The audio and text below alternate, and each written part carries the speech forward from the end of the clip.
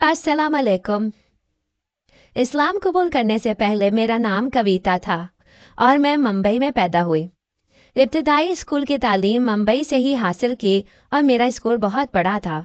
उस स्कूल में सिर्फ अमीरों के बच्चे ही तालीम हासिल करते थे। स्कूल की तालीम मुकम्मल करने के बाद मैं आला तालीम के लिए कैम्ब्रिज यूनिवर्सिटी चली गई, जहाँ पर अपना मास्टर्स मुकम्मल करने के साथ साथ मैंने कई कंप्यूटर कोर्सेज भी किए। तालीम मुकम्मल करने के बाद मेरी शादी मुंबई के ही एक अमीर घराने में कर दी गई और शादी के फौरन बाद मेरे मियाँ की बहरीन में जॉब हो गई और हम लोग बहरीन शिफ्ट हो गए। शादी के बाद मेरे अल्लाह ने मुझे 2 बेटे अता किए। मेरे वालिद और मेरे भाई शिव सेना से ताल्लुक़ रखते थे और हमारे घर में बचपन से ही मुसलमानों से शदीद नफ़रत हमारे दिमागों में घुसाई जाती थी। मगर मैं अपने घर में बचपन से ही बिल्कुल मुख्तलिफ मिजाज की थी और बुतों की पूजा को पसंद नहीं करती थी। मुझे याद है कि एक मर्तबा जब मैं सिर्फ 7-8 साल की थी, मैंने अपने घर में रखी मूर्ति उठाकर वॉशरूम में रख दी थी और जब मेरी वालदा को वो मूर्ति वॉशरूम से मिली तो वो बहुत नाराज हुई। मगर मैंने उनसे कहा कि जो मूर्ति अपनी हिफाजत नहीं कर सकती, आप उससे कैसे उम्मीद लगा सकते हैं कि वो आपकी मदद करेगी। यही सवाल मैंने 10 सालों में कई मर्तबा पूछा और शुरू शुरू में मेरे सवाल को पागलपन समझकर इग्नोर कर दिया जाता था। मगर जैसे जैसे मैं बड़ी होती गई, मेरे वालिद और भाइयों का रवैया सख्त होता गया। अपनी तालीम मुकम्मल करने के बाद मैंने एक स्कूल में टीचर की जॉब शुरू कर ली थी और अपनी जॉब पर आने जाने के लिए मेरे पास अपनी कार थी और मुझे बाहर कहीं भी आने जाने की मुकम्मल आज़ादी भी थी। मुझे मुसलमानों का तर्ज ज़िंदगी बहुत पसंद आने लगा था। इसकी वजह थी एक कि मेरे साथ स्कूल में पढ़ाने वाली एक मुसलमान टीचर, जो कि मेरी बहुत अच्छी सहेली बन गई थी, बल्कि उससे ज़्यादा उसकी छोटी बहन से दोस्ती हो गई थी, जो कि मास्टर्स करके आजकल फारिग थे। उन दोनों बहनों ने मेरे दिल में मौजूद मुसलमानों के वो तमाम बुरे ख्यालात मिटा कर रख दिए थे, जो कि मेरे बाप और भाइयों ने मेरे दिमाग में भरे थे। उन दोनों बहनों से मिलकर मुझे अंदाज़ा हुआ कि हमारे हिंदू माशरे में इस्लाम और मुसलमानों से नफरत पैदा करने के लिए कितना झूठ फैलाया जाता है। इसके साथ साथ इस्लाम के मुतालिक मज़ीद जानने का शौक़ मुझे एक इस्लामिक सेंटर ले गया, जो कि हमारे स्कूल से करीब ही था और मैं वहाँ इस्लाम के मुतालिक जानने के लिए गई थी। मगर मेरे भाई ने मुझे वहाँ जाते देख लिया और उस दिन से मेरी नौकरी छुड़वा दी गई।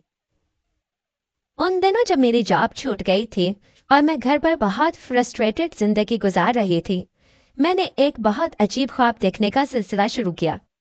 मेरे ख्वाब में एक 4 कोने वाला कमरा आता और कभी मैं खुद को इस कमरे के अंदर देखती और कभी इसके इर्द गिर्द, और जब भी मैं ये ख्वाब देखती तो मेरी आंख खुलने के बाद मेरा मुंह बहुत मीठा हो रहा होता था और मैं हैरान होती कि ये मिठास किस चीज़ की है। मगर जल्द ही मेरे घर वालों ने मेरे लिए रिश्ता देखकर मेरी शादी कर दी। शादी के बाद जब मैं बहरीन आई तो पहली मर्तबा मैंने एक 4 कोने वाले कमरे की पेंटिंग देखी तो मैं हैरान रह गई। मेरे पूछने पर दुकानदार ने बताया कि ये खाने काबा है, मगर मैं हैरान थी कि ये तो वही 4 कोने वाला कमरा है जो कि मैं अपने ख्वाबों में अक्सर देखा करती थी।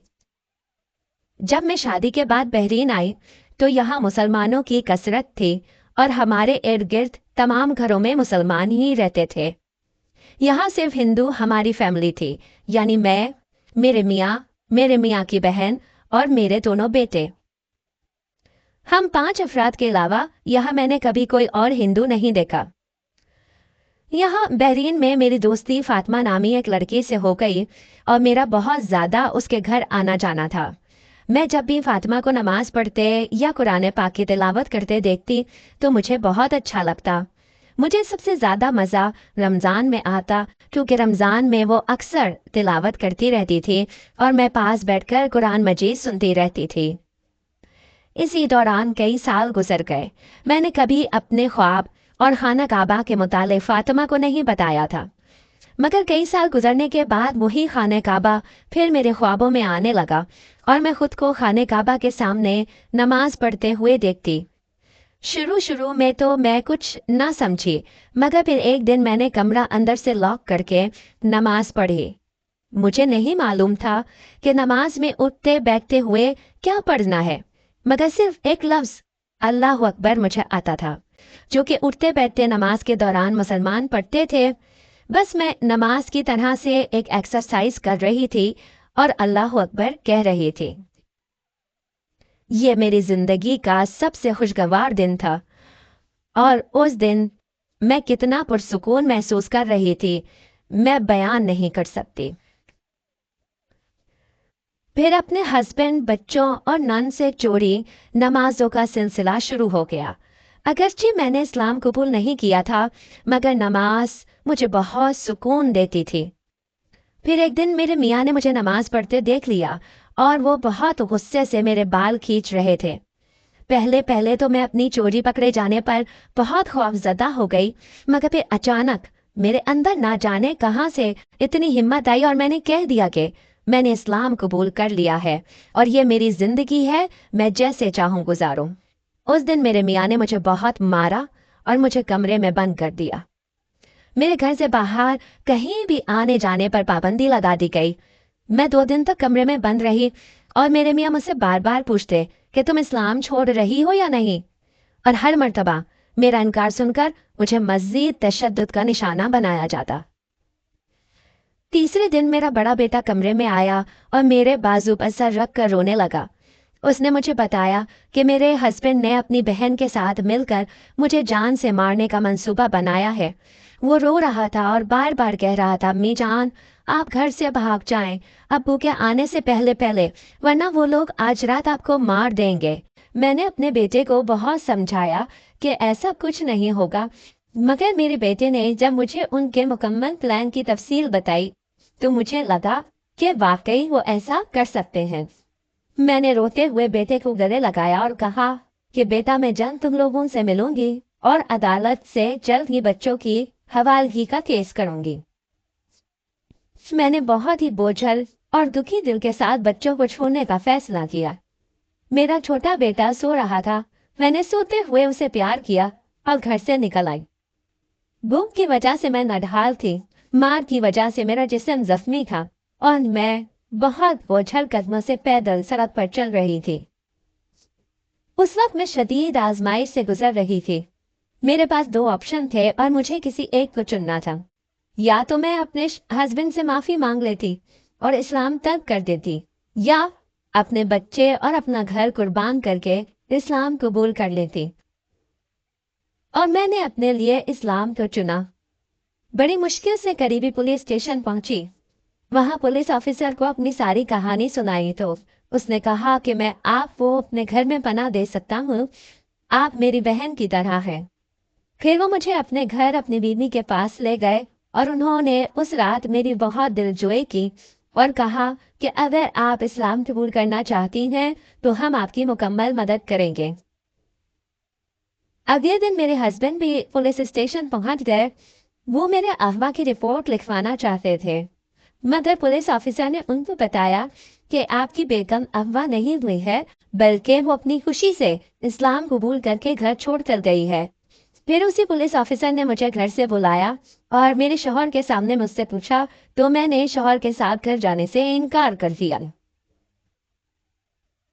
पहले तो मेरे शौहर मुसलसल मुझे घर ले जाने की जिद करते रहे, मगर मेरे मुसलसल इनकार के बाद उसने कहा कि ठीक है, तुम अपना बैंक बैलेंस, अपने जेवरात और बच्चों से दस्तबरदार हो जाओ और लिख कर दो कि जिंदगी में मुझसे इनका कभी मुतालबा नहीं करोगी तो मैं तुम्हें छोड़ता हूँ। मैंने हर चीज अपने शौहर को लिख कर दी और मेरे शौहर वहां से चले गए।